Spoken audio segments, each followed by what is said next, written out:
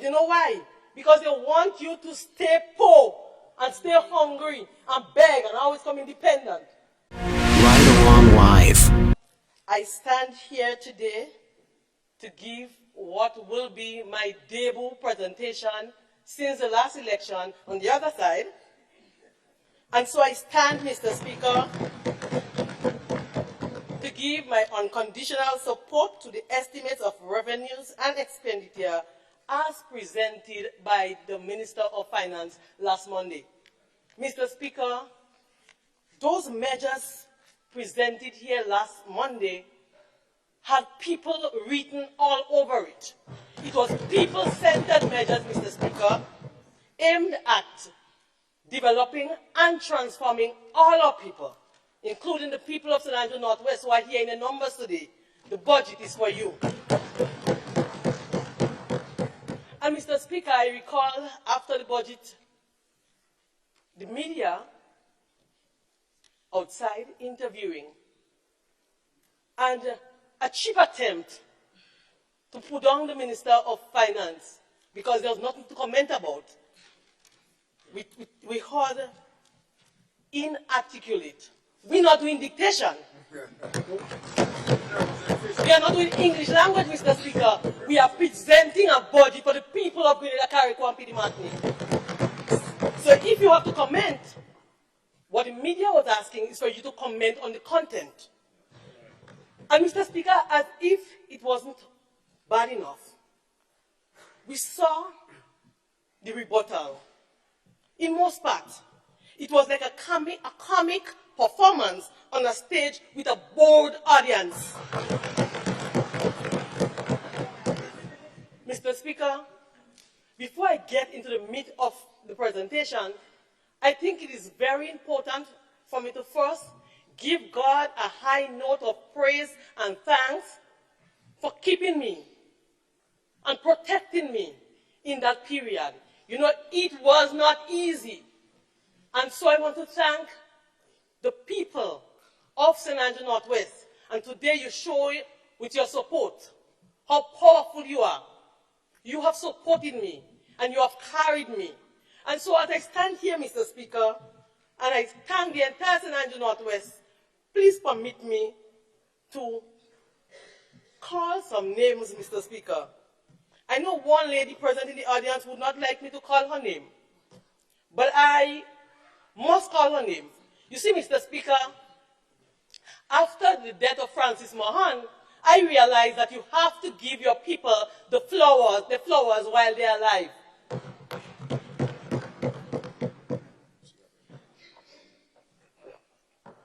And so when I got involved in frontline politics in 2007, I met a lady who was always involved in politics in the constituency of St. Andrew Northwest, called Ms. Deslyn Peters. She was a frontliner for the New National Party, a foundation member. And she was also the advisor, not advisor, but the personal assistant for the former MP for the New National Party. And she rallied with me during those periods. But moreover, Mr. Speaker, we ran that first election and we lose. And you may ask, how relevant is that with the budget presented? I will tell you, Mr. Speaker, because right in the budget, you are hearing that we have a two-thirds majority here because of money. I'm not sure who they're talking about because it just can't be me.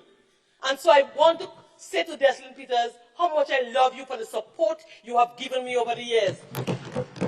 And in 2008, when we lost the election, and my children were very small, and at that time, if anything about money, then that's the time I had to be looking for money because the only person that was working was my husband. Now, all I have for children, if you look in the audience, you will see adults. So I do not have to be taking money from anybody. But, Mr. Speaker, it tells you of the kind of people you're dealing with. And so, Destin, I want to put on record my thanks to you for rallying with me, not only during in opposition. We walk every nook and cranny in the constituency when we lose the election. When I did not have anything to eat at some times, we shared what we have. And so I want to say to you, I thank you. And so, to be standing on the other side and trying, after 15 years of saying I was the best, from hero to zero, Mr. Speaker, but we'll continue. I want to thank the prayer warriors across Grenada because I knew something was happening. People were praying for me in those difficult times. And everywhere I go, I went to St. Patrick's and they said, a group of us met last night and we prayed for you. I went to St. George's in a convention and they said, we prayed for you. And my spiritual mother, Sister Foster, who's not no political person, but she's here to support me, she was praying and carrying me every time. And for that, I am grateful. Mr. Speaker, I want to thank my family. You see, Mayor Angelo said, when they show you who they are the first time, believe them. Because I ran in 2008, as I said, and I lost. And I went through hell. Nobody knew that before. I was treated with scant courtesy because I was begging then, Mr. Speaker. I was a beggar then. And I cried for days during that period, but I stuck with the New National Party, came back, walked, Mr. Speaker. Even at a time when everybody else ran away from the New National Party, I stayed, me and the former MP of St. Andrew North East, who is now the General Secretary, we went from constituency to constituency. Some people decided they're not going back again because things was bad then. But we continue to work. Small children, nothing.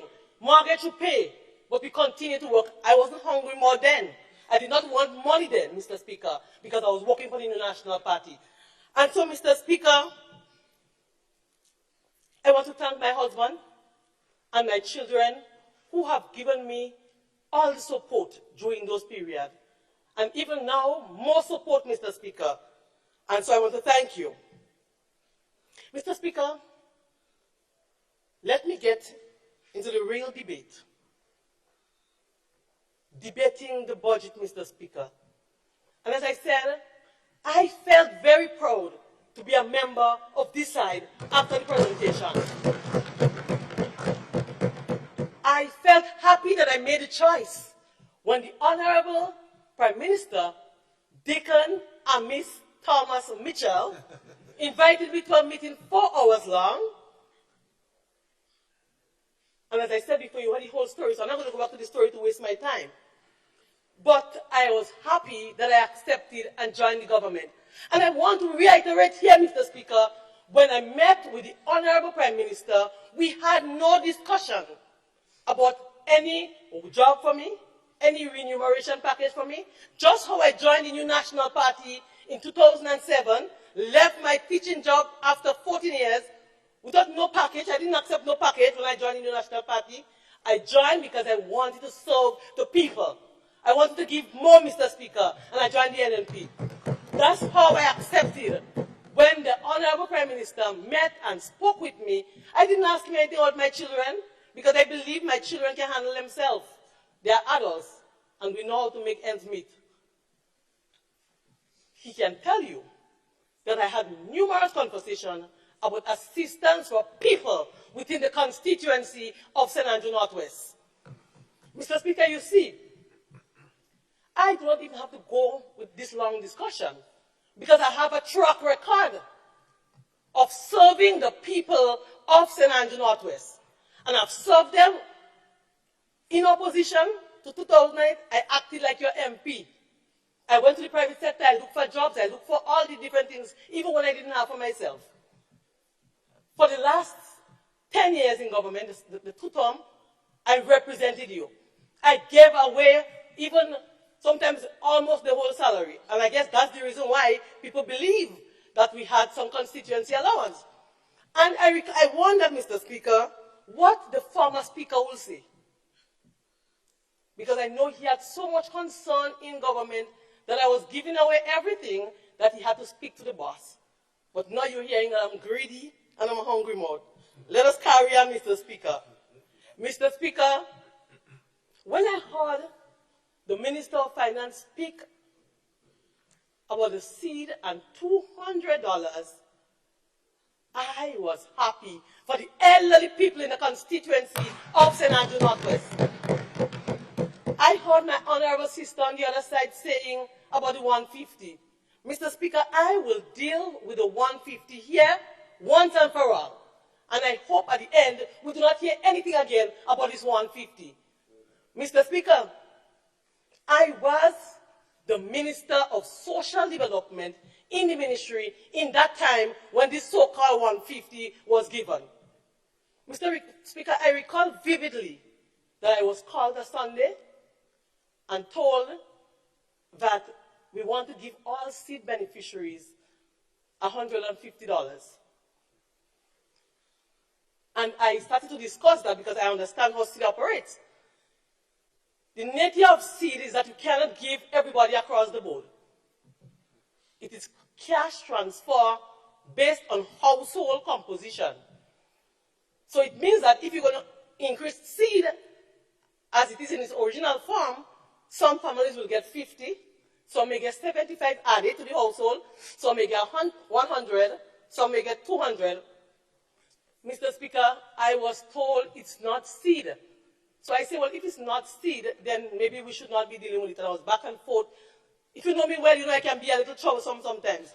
So the boss then realized that he's going nowhere with me. And so the Ministry of Finance, Mr. Speaker, bring some fiscal relief measures.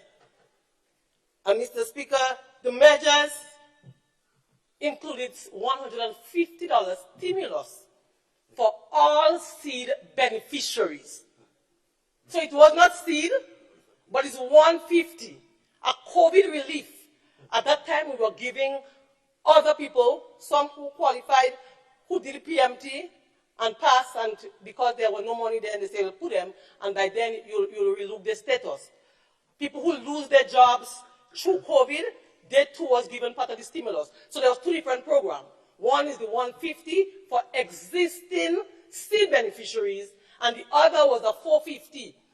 So, Mr. Speaker, I want to speak to the two different issues. So let me take the 150 first. It says clearly, Mr. Speaker, that it was for 1 year. And the 1 year is from January to December 2022.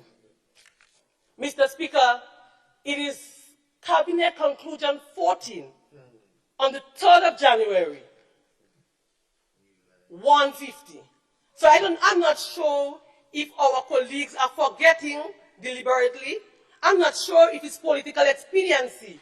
But, Mr. Speaker, I recall vividly, and you know, it caught my heart. Honorable Member, just let me rob you a couple of seconds.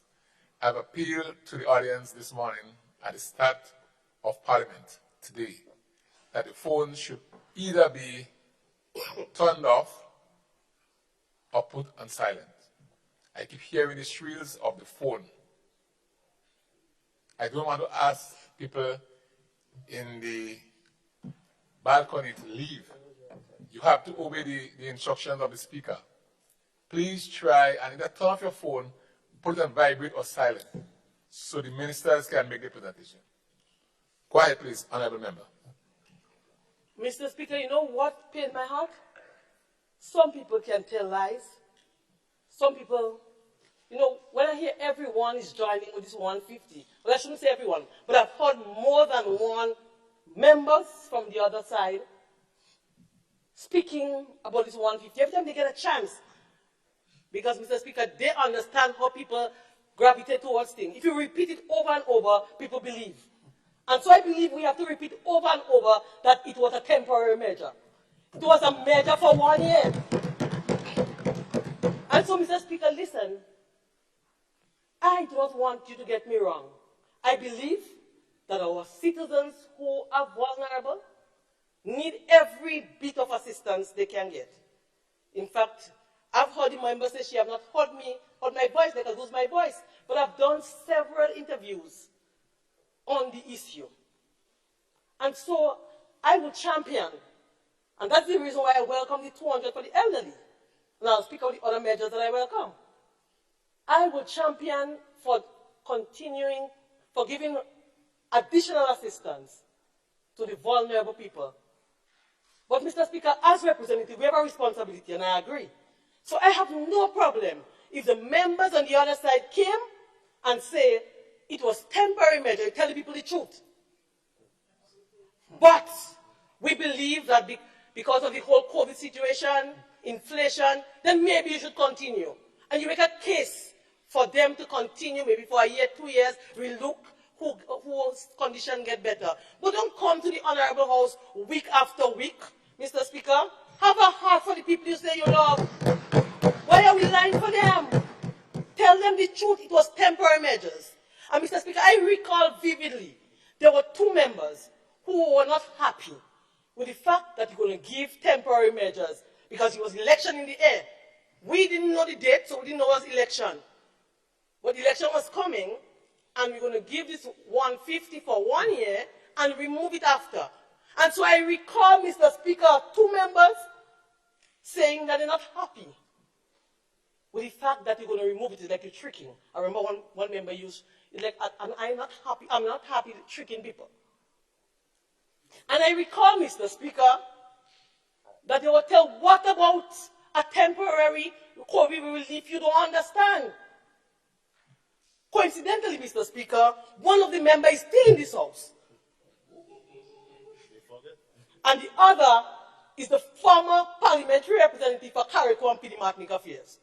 I showed the member over Carriacou and Pidi Martinique Affairs when he came in. He realized that Carriacou did not get this stimulus. She was not happy. She didn't want to continue. She didn't feel good of giving something. She said, if you're going to continue, then let me give it when I come back. Because I would not be happy to give them and then you remove it. They would see me as a liar. And that is the reason why the people of Carriacou and Pidi Martinique did not get Mr. Speaker. And you know, sometimes I'm sorry she didn't get a chance to tell her story. Sometimes you have to tell your stories, you know. Because we hear about women and protecting women. And you know, I will get the abuse. And the others who have story to tell will keep their stories. And I understand why. And I heard the member from St. Matt's, as honest, my honest friend, a very good sister. But I hear she talking about my voice. But everybody lose their voice at a time when I need them to speak for me. So we can't be talking about women and women development when you need their voice. So Mr. Speaker, the seed, and I want to reiterate, because as a teacher you know, children learn by repetition. It was a temporary measure for 1 year. And I agree that we should look and see what else we can do. And that is why I welcome the 200 permanent measure. It's not a temporary measure. And Mr. Speaker, you hear election coming because you know why?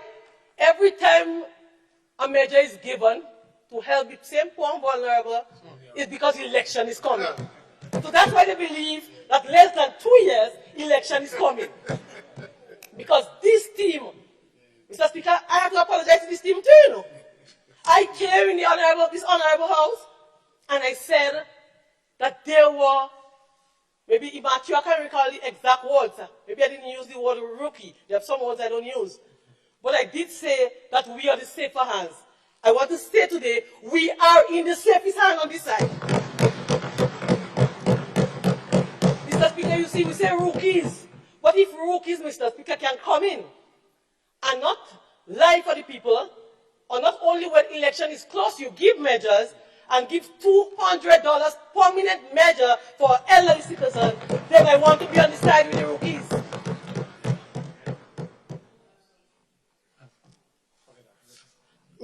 Mr. Speaker, I heard the member of the opposition leader says that numbers don't lie. And I believe firmly that numbers do not lie. And in my hand, Mr. Speaker, I have the estimate of revenue and expenditure for the year 2022. Because he said that the budgetary allocation for seed was 26 million, a lie from the pit of hell. Mr. Speaker, it was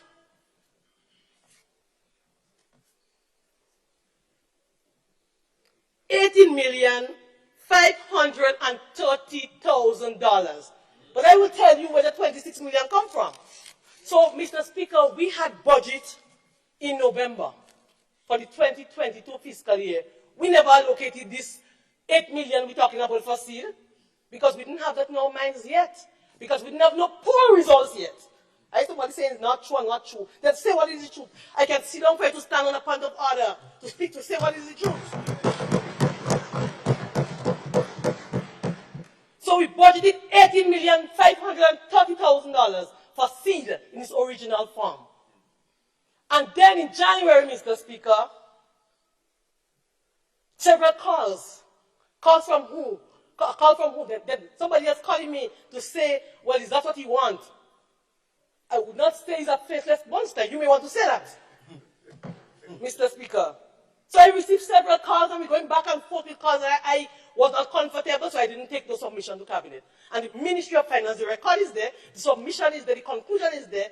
They brought a whole list of relief, Mr. Speaker. Some was given, some weren't given. And so the conclusion is there. And so, you know, sometimes, because we do not do proper PR, these are issues we have to elevate to the public. We have to educate our people so they know the truth. Because a lot of times people believe that they love us so much. What love us so much? It's pretend love, Mr. Speaker. Because if you can say that you love your people so much, but when you lose election, maybe you might hear them say it's not true too. Because they have a, but Mr. Speaker, the good thing about it, I try to keep a lot of records, even through written records, a lot of messages and stuff. We had a conversation with His Majesty's opposition, and one of my colleagues, almost with tears in her eyes, that some of the workers in our constituency were sent home. And you would fall if you heard his remark. He called her by name. Sister, you whatever I want to call her name. So you're crying? You should be glad. But you have to empathize with them. But you don't have to give them anything. That's people that love you, Mr. Speaker. You empathize with them. You don't give them anything. But he's saying 4 years, 4.5 years.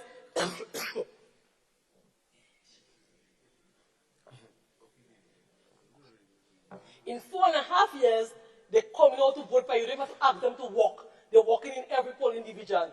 Let me hear somebody, I would sit down again to hear somebody stand and say that that was not said. But that is the people we say love, they love the poor and they love the vulnerable. But in the quiet moment, they will come here and they will say, people losing their jobs. And the government find the most people. And that is the reason why I urge us to be cautious. Because you see, the people who is normally sent home, the only crime they committed is to vote on the other side. And that's not a crime, because that's a democratic right. And so we have to be, as we move forward, let us evaluate how we deal with these people. Because these leaders and them who've been there forever, they don't already care about these poor and vulnerable people. They are just used, Mr. Speaker. And that is why I'm champion for the people. Because I know where I came from. In fact, the parliament has heard it over and over again. When you talk about poor, we were filthy poor, no water, no electricity, nothing. And that is the reason why I feel compelled to continue to fight for the people. Even when they ask me to resign, they do not expect me to be here. You think they expect me to be here? Why do you think all this fighting against me, fighting, and videos have been recorded in some places in the north, people have been paid? So if you really care about poor people, and you have all these millions that you could pay to make fake video, you could pay people who retire already have their businesses, who reform government so bad before, you could pay them to come to lie and to say things for you. Take those millions, take those monies, and give to the elderly people. Those who say lose their jobs, give them those monies. I will continue to champion. You don't have to pay me, no one has to pay me to champion for people. I come from poor family, and I understand poverty, and I know what is to keep as a woman, to keep your womanhood intact, and to keep your dignity intact. And that is the reason why I stand up. That is the reason, Mr. Speaker, why I did not continue to be on this side. And not because I want money, or somebody on this side giving me money. No one can say they're giving me money, because I've learned when somebody show you who they are the first time you believe in it, and you make changes in your life, Mr. Speaker. And so I want to urge us, and earlier on I heard a member for St. John saying, as women, we go through hell. I say to you, save. Let there be some compulsory savings. Do what it takes, because you don't want to be depending on anybody. I know we have a different leader on this side, but I'm just making a general observation based on what I went through. When you went through hell, you have a reason to worship. You have a reason to give thanks and praise. And you have a reason to continue to champion for women across Grenada, Carriacou, and Piedimonte. I will not sit down. Mr. Speaker, I'll continue to fight for the people of my constituency. Mr. Speaker, you see, as I say, I have a reason to worship. And as I move on into the depth, there's a woman in my constituency, and I must recognize her here. You know, during those difficult times, she is an elderly woman from Broad Cove. She isn't aware exactly what I'm going through. But every other day, or maybe once a week, she would call and she would pray for me, my husband, my children, my mother, my everybody. Miss Esther George, I salute you and I love you for continuing to pray for me. Mr. Speaker, we're hearing about the issue of wash and bathroom and toilet. And so, Mr. Speaker, the honorable member of St. David's, I believe we're on the same side. We have same heart and same thing for the people. Because I recall the whole issue of bathroom and toilet came when I came into frontline politics. There were no programs as it relates to providing any bathroom before my time. And so in championing the cause and walking through my villages, as I often do, I saw an old man, not very old, but he had a disability. He could not go outside. And so when I saw him, I then reached out. And I said, Francis Mahan name will always call until I go to the great beyond. So we had a management meeting, and I said, you know, I met this man and he needs assistance. The government doesn't have that program. He said, well, let's do something now. And there's another one, Mr. Beggs, decided, well, he's going to give the sand and the gravels and the blocks. And Mr. Mohan said, I'm going to give everything. And my chairman is here. They lead to provide that bathroom and toilet through volunteerism for this man. So we did two, Mr. Speaker. We did two true volunteerism. When I traversed the constituency, I realized that it was something that happened, that is happening around the constituency. A lot of elderly they have to go outside in pit latrine. And so I came to the cabinet then, and I said that there was a special project for roads and drains and whatever. I said, can I use special project to pilot? So Mr. Chair, our member and Prime Minister for St. David's, you see why I have to be on this side. So I asked, let it be piloted in my constituency. And so I used that program to try to eradicate pit latrine. But Mr. Speaker, it was difficult. And that is the reason, there's a difference between WASH and what we had. Because it was difficult because some people do not have land papers, some elderly people, so they can't get no water, so we can't help them. There are some people with children, and we can't help them. So that's a difference in program. And another difference is that you take community by community. And it's not subjective. So that's what makes WASH different. Because, Mr. Speaker, after I started my program, everybody said, all the other members say, it's an excellent program. People are talking about it, so let's duplicate it. And so they decided to duplicate it in every constituency. There are some constituencies, after more than 5 years, don't even have 10 bathroom and toilet. So it was not a priority in some constituency. But what this government is doing is making the WASH a priority. We're giving them water. So whether or not you have the lands, you can get access because we came here and passed that. So, Mr. Speaker, in the new year, Sister Gloria and I will be going from village to village and identifying the amount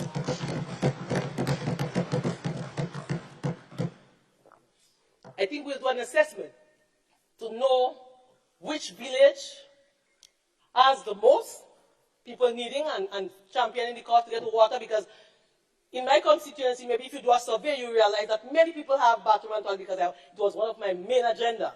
But as I said, if you did not have access to the land and you couldn't get pipe and water, then you couldn't get. But now with this new initiative, I believe that we will work together.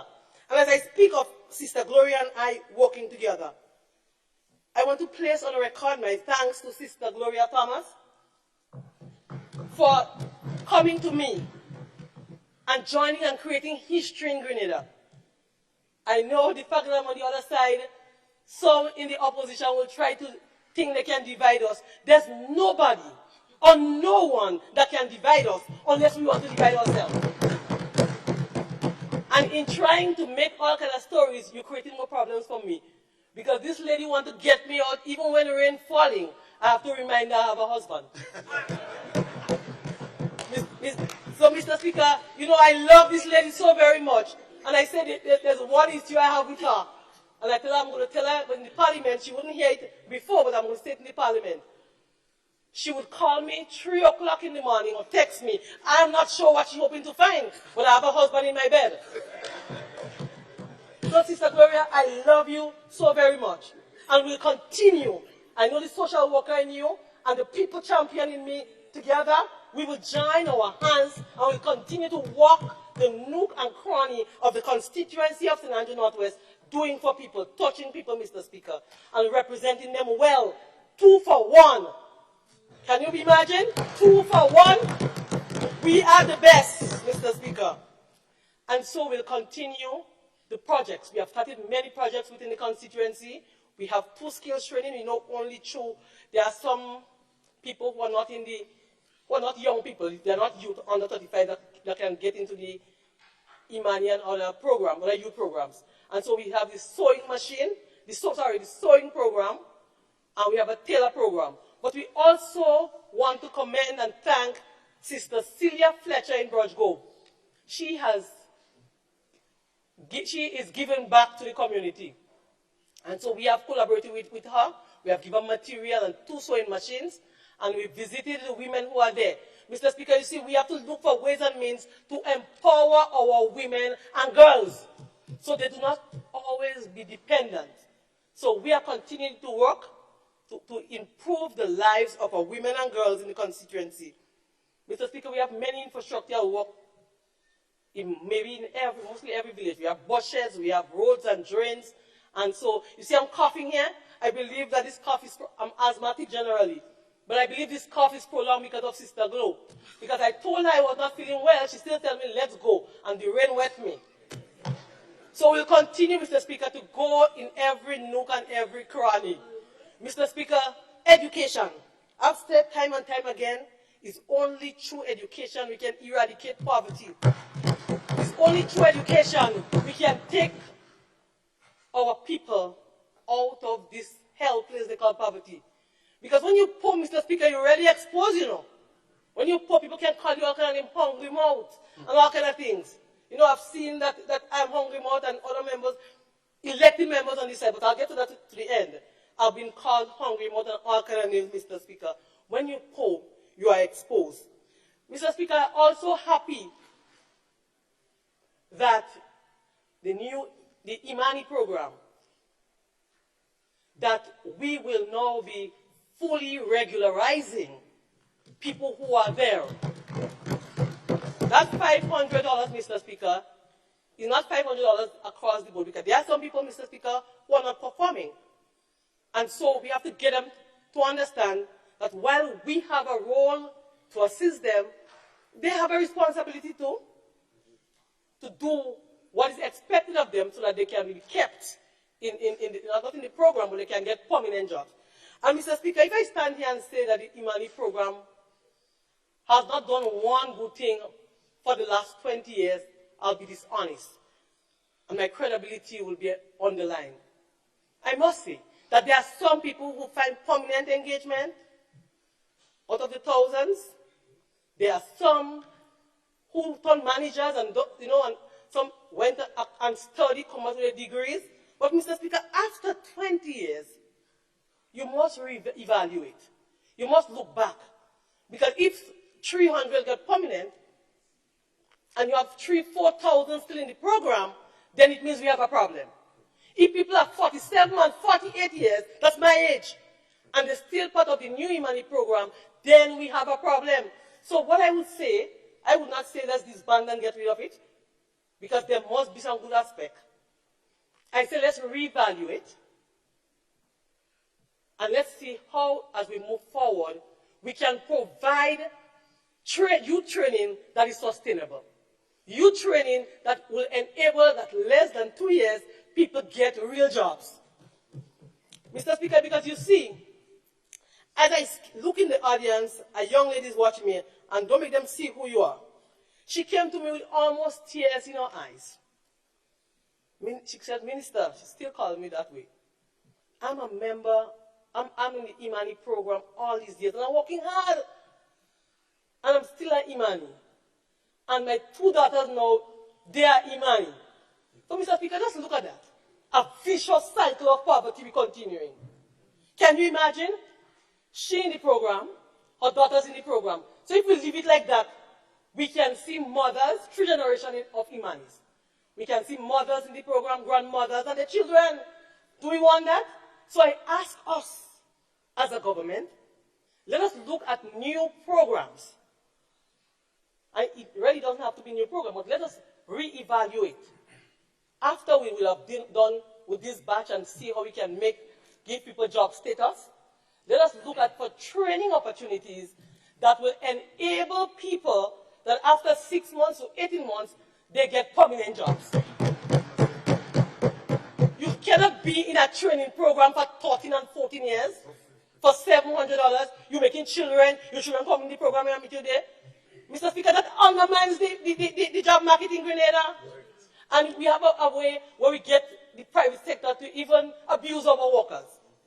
And I will tell you, Mr. Speaker, I recall vividly that there's a particular person, some bogus media outfit somewhere around, came with his long list, because his government in power, with all these workers that is employed in his place, asking to be placed on the Imani program, because he wants the Imani program to pay his workers. So you see, it undermines the job market and it abuses our people.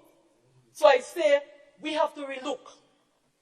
And we have to make sure that things like this didn't happen. And I would not go making you believe that the names of the people got employed. I knew the minister holds strain on it. He was upset, caught up in language, but she holds strain and decided it can't happen that way. This is how it's happening.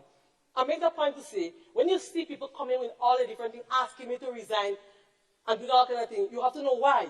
When they can use their so-called outfit to plan propaganda, you must know why, Mr. Speaker. But I'm not even bothered with that. Because these are people who are older than me by far and have nothing for themselves. So I cannot care less about that, Mr. Speaker. Mr. Speaker, I look forward. I look forward when we can provide real training opportunities. And it's according to the job market. So if you have the hotel industry and a hotel is being built, then you train people to get those jobs. If you have, like for teachers, what I saw in the Imani program, Mr. Speaker, you have a number of people, and that's a point I made even while I was there. Something that hurt my heart. If you do not have the basic prerequisite to be a teacher, and you're in a school as a teacher trainee, then you'll be there forever as a trainee. Because you have to, at least, Mr. Speaker, if the person do not have math, I can understand, or they do not have English, I can understand, because you know you'll give them 1 or 2 years to get these 2 subjects. But they have, some of them didn't even go to secondary school. But you have them in schools, Mr. Speaker. Let's stop tricking people. And let's look for a sustainable way to empower our young people. Let's not keep them in a way, Mr. Speaker. So they always have to come back to us begging. And we like that. You know when you're not begging, it's a problem, eh? Yeah. Ask some of the former MPs. Ask, especially the female. Ask them, when they do not beg, it's an issue. They say, how come you never came to me and asked for anything? And that's their problem. So they will lose being a candidate because of that, because they have. So it's a means of recruiting a set of people who you think will be dependent on you. And so I'm no longer dependent. And that's the problem. That's a serious problem. But they say I'm dead, Mr. Speaker. You know, let the dead woman rest now. The dead have no power. So why you continue to go after me? Not me you have to go after.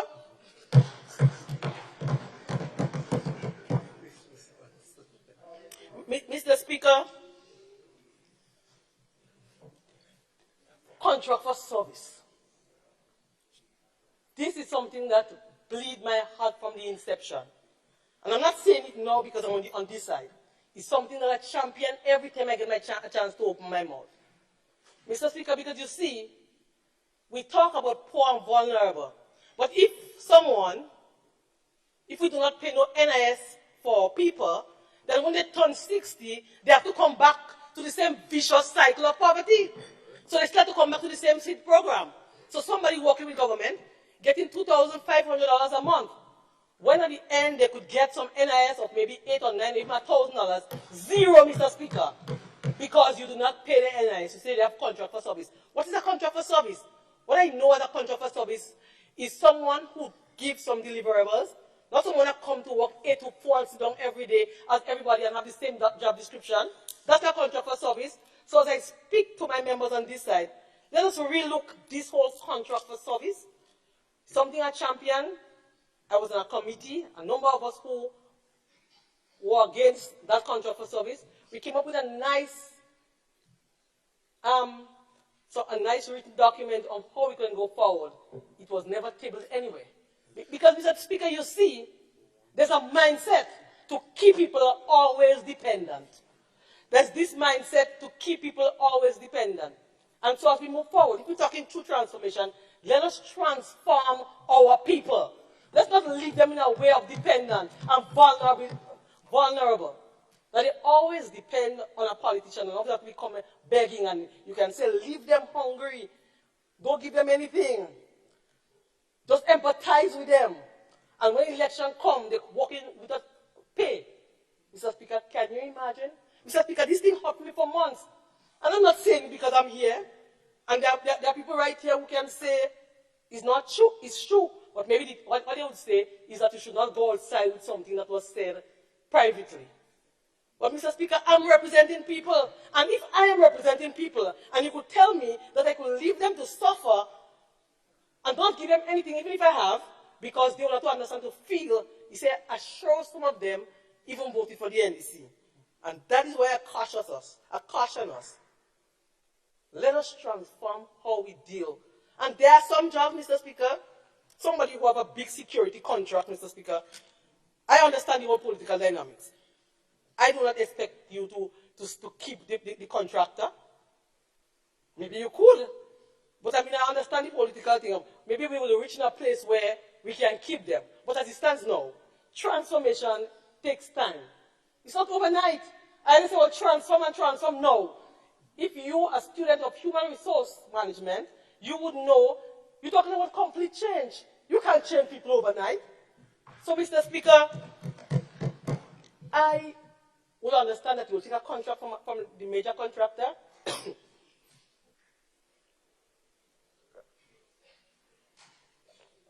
But I say, let the ordinary man continue to work. Let the people who are in the road continue to work. Let us protect our people's dignity so that they don't have to go and beg and be called beggars. You know, when you're in need, you will ask for assistance. And so, if you get too big and too bright, then you're under attack. And I guess that's why I'm under attack, Mr. Speaker. But if you know me well, I'm covered. I covered myself with the whole armor of God. So nothing they could do could stop me. Nothing. They could try whatever they want, Mr. Speaker. They cannot touch me. I'm a child of God.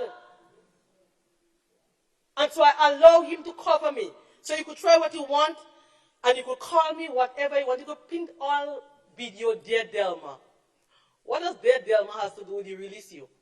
I am collateral damage. I'm not the release you, but we'll get to that. Mr. Speaker, as we continue to work for the people of St. Andrew Northwest, as I said earlier, a number of initiatives. In housing, 55 families received house repair material and the brigade worked on their homes. So we're continuing to do what we started before, because as a representative, I've always championed for the people of my constituency.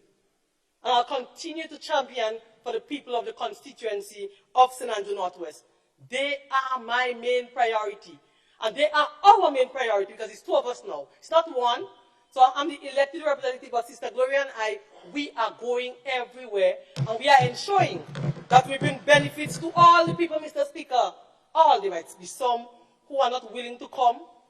Or somebody may feel, well, something is wrong. You know, sometimes, because we have this kind of political thing about us. And some people would say, well, I'm working as hard as I can until my party win. Mr. Speaker, I am not working for no party to win.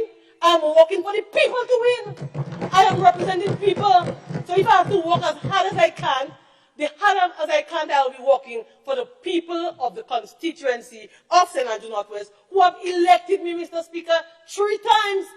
You're taking that for granted? 3 times. Mr. Speaker, at a time when I should have lost that seat the last election, you hear them say, well, it's party vote and party vote. Well, if it's party vote, how come those big giants fell down? How come in the constituency where you spend millions, you didn't have money and you win? How come? It means that you must have some individual support. And so, Mr. Speaker, while I thank my entire constituency, you see, I'm a Moncton girl. The people of Moncton raised me to be who I am. And they continue to support me, the biggest poll individual. And so, Mr. Speaker, when I have the support in Broad Grove, Sister Deslin is there rallying with me, take and take. Mr. Speaker, I'll tell you something about Sister Deslin as I move on. She's still, and I know she's upset because she don't like her name to be called. She's in every village, walking every nook and cranny until they're saying, well, she get a job. That's the reason why she's with Delma. You need to tell them you don't have no job. But you love the people, and you continue to work and serve the people. That's what we're doing, Mr. Speaker, and we'll continue to do that. We continue to work, as I said, in education. We continue to visit the schools, meet with the teachers, we meet with the staff. We met with the staff, Sister Gloria and I, of St. Mary's RC. We hear what are the concerns. Many trainees there, and they raise their concern. Hope is on its way, we say to them. We visited the Paracle Government School. We read with the children. We're always there. We visited the Byland School, bring goodies. And we'll continue, Mr. Speaker. We continue to be there and have a presence to see what is happening with our children and how best we can assist and work with the principal and staff to advance their education. And that is why I applaud the free tuition fee by this government. The free tuition fee, Mr. Speaker, is transformational in nature. And I've heard one member say, well, we did it before, and I agree. We gave some tuition assistance, subjective. So it means that you decide who gets in. So if an officer decided, well, me and this mother is not speaking, so our daughter cannot get the tuition assistance, then she's not getting it. So there's a difference. What makes it transformation is new. Everyone is getting. You see, we have to understand what transformational agenda means and what transformational leadership is. And then we understand. Because sometimes you say, well, you do this, you do that, and you meet it already. But it doesn't mean you have to change everything altogether. Or it doesn't mean it's something from new.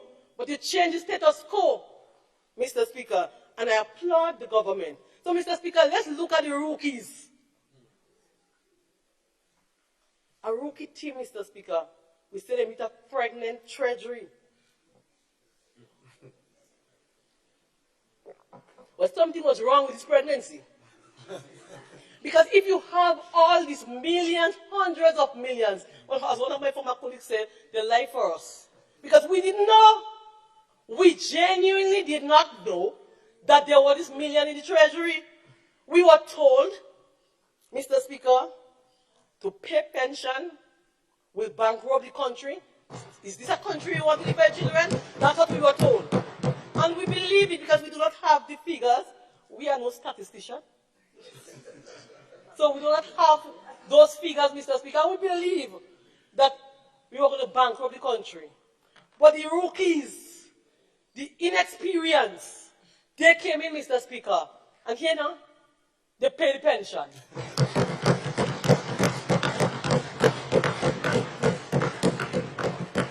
But Mr. Speaker, I want you to go ahead believing that I was against not paying pension, you know.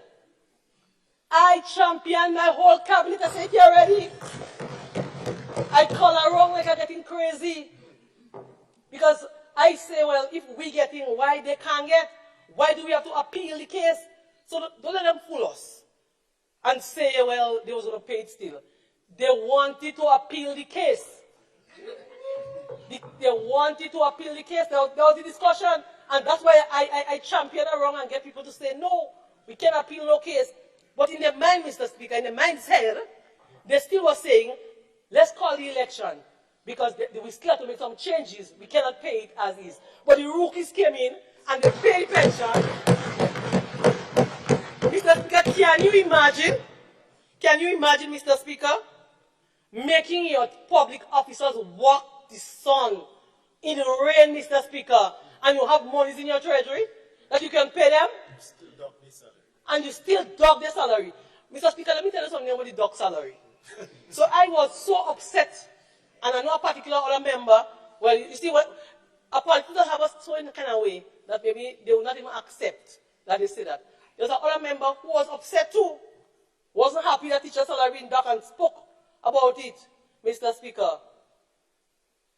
And after the election now, a particular person, I ain't calling on them because you see, Mr. Speaker, I know I'm protected here, but I'm awaiting the lawsuit, so I'm saving those evidence for the lawsuit. Yeah. Yes. So, Mr. Speaker, a person sent me something about Trinidad after the election to say, all he was thinking about, vexed about the thing, but look what happened in Trinidad. I say, but the results already in. We in opposition. The people decide. You see, people have the final say, Mr. Speaker. And the people will decide. And so I would not sit here and say that under the former administration, nothing good was not done. But, Mr. Speaker, as I said in a media interview, the only thing consistent is change. And so after 20 years, Mr. Speaker, doing the same thing over and over, there must be change. And that is why the people decided, Mr. Speaker, that they will give a new team a chance. And we were fearful about the new team, but you are seeing they pay pension, they give free tuition assistance, they're looking at increasing the minimum wage. The elderly family is now getting 200 permanent, not in an election year, by monthly salary. And, Mr. Speaker, the most famous one, they provided an increase for MP. Can you imagine? An MP as me. Mr. Speaker, do you know I have a master's degree in human resource management? Getting $1,200? According to the budget, you said, that's what he said, $1,400. So I'm getting Imani pay. And nothing wrong with that, according to the boss. And you hear he's happy that his members can take it. You believe that is the real case? That's the true case? That's not the true case. The true case, they won't tell you what I'll tell you. And I'll say thank you on behalf of the others. Because we rallied together before I came here, saying that we will accept. That's one of the reasons why I was blacklisted. Because I stand up. And so I said, we will accept, and I will champion for an increase. And so when I was placed on the House Committee, Mr. Speaker, the people elected me, members. However, behind the scene, a decision was made to take me out. I said, well, if you take me out from the House Committee, then take me out from every other committee, otherwise I'm going to stand in the House and say I am not interested. That's why I still was on the House Committee, because he believed that I was one champion for increase. But you know why? Because they want you to stay poor and stay hungry and beg and always come independent. Mr. Speaker, that has to change. So they had a season. I want to say to the Honorable Prime Minister on this side, it's your season to shine. It is your season to shine. And you have to shine bright as a diamond.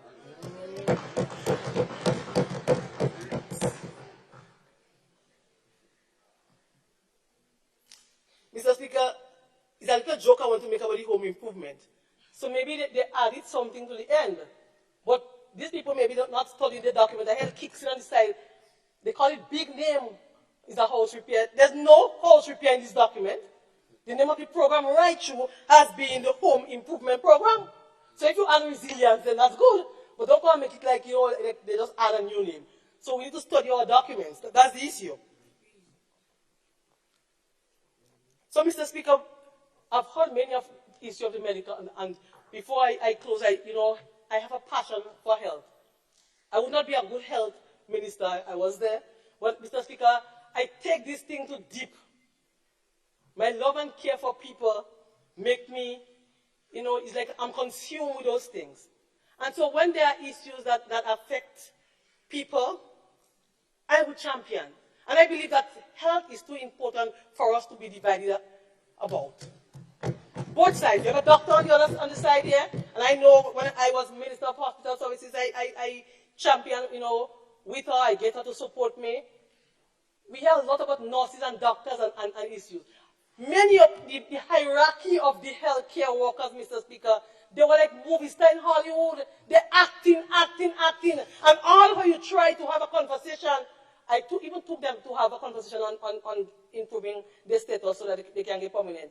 We left government and no permanency. There's a reason for that.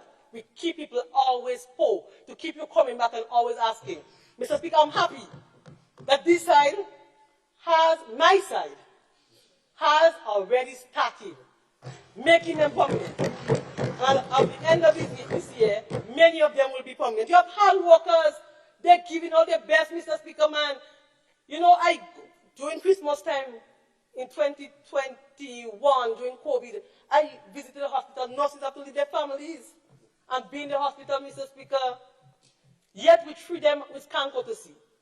Our doctors, Mr. Speaker, our healthcare workers, every one of them, they are important. We have one cytologist in the hospital, Mr. Speaker, working hard. We had her for contract of service. She working almost 20 years in a contract of service. And I will urge us on this side to look at that and see how you can make her permanent. It's the only person we have. So let us work together, Mr. Speaker, to see how we can really improve our health care facilities. And I know that I'm running short for time, Mr. Speaker. So I want to say something again about the increase. Mr. Speaker, you see, I have the unfortunate experience to see a former parliamentarian they have to call me to provide home care under the geriatric caregiving program for a former parliamentarian, Mr. Speaker. Can you imagine that? They're retiring in poverty. So when this increase comes, everyone, there shouldn't be a discussion or a division about increase of parliamentarian when we have so many parliamentarians retiring in poverty. And I'm not saying that other people who are working with the government shouldn't get better salaries, but I'm saying these are people who serve at the highest office in the land. These are people, Mr. Speaker, who give their all. These are people who have been crucified, like how we have been crucified now.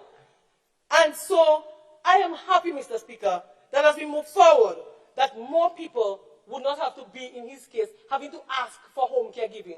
I know a former parliamentarian who doesn't even have pipe and water in her home. She served under the former administration. That's what you want for former parliamentarians? Mr. Speaker, my dear colleague, I'm wrapping up, but I wish my dear colleague from the town of St. George was still here. More than 6 months ago, Mr. Speaker, I warned him that they were coming for him. They have arrived. And I want to warn him, Mr. Speaker, do not take those idle threats just so. If a man tells you I have gunmen to deal with you, then you should need to report to the police. When I left, Mr. Speaker, and I had some concerns, and people raised some concerns of things that have been said in particular quarters, I told my husband, who is a police, he take it for nothing. I reported to the headquarters. I said, if anything happens to me, you need to look in this quarter. I told them, the officer I spoke to, where to look. And so, they know where to go. So nobody will have to be walking to the police station for you to question whether or not they walk into the police station. You know where they have to go. So I said speak to the member of the town of St. George to beef up your security. Because you see poll after poll showing you in the lead. And that is why, Mr. Speaker, that they are coming in your face and shoving their hands, and you may say that's not my business. Or you might say, where you get that? But you know what I'm saying is not true. I ask you to beef up your security because change is coming in some place, not in this house, Mr. Speaker, and it may not be relevant, Mr. Speaker, but if it's national security issue for a member, then I have a responsibility to warn him.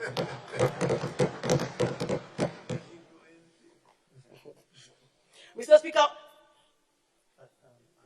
the number 10 factor, I think I must have the number 10 factor before I wrap up. You know, how will you pass your number 10, number 10, number 10? Mr. Speaker, can you give me 5 more minutes? Member, it's granted. Thank you. You know, Mr. Speaker, we should also hear the number 40. Because you know, it was 40 days we had for election. And you know the Bible talk about 40? Change, transformation. Cut it here! What does the Bible tell you about number 10? A new beginning. You bring a new dynamics. So I'm here, Mr. Speaker, and I will accept number 10. So while I'm in number 10 inside here, to the people of St. Andrew Northwest, I'm number 1.